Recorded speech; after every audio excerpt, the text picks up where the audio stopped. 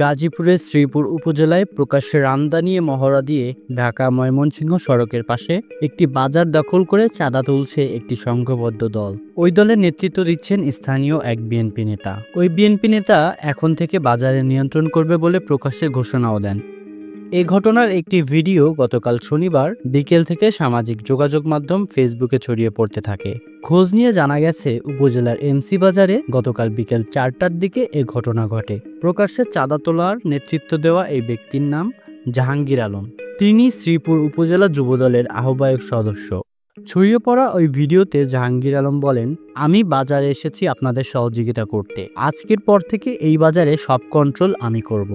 এ সময় জাহাঙ্গীর আলমের সঙ্গে অন্তত 40 জনের মতো ছিলেন। তাদের বেশিরভাগের হাতে ছিল রামদা, লোহার রড, ছুরি ও অন্যান্য দেশীয় অস্ত্র। এতে বাজারের ব্যবসায়ী সহ জনমনে আতঙ্ক দেখা দেয়। আজ সকালে শ্রীপুর থানার ভারপ্রাপ্ত কর্মকর্তা মোহাম্মদ জয়নুল আবেদিন মণ্ডল জানান, ইতিমধ্যে অভিযান চালিয়ে 4 জনকে গ্রেফতার করা হয়েছে। এক আসামির কাছ থেকে একটি রামদা উদ্ধার করা হয়েছে। ভোতা জাহাঙ্গীর আলম সহ বাকি অভিযুক্তদের গ্রেফতারে পুলিশের অভিযান চলছে। Direct action! Direct action!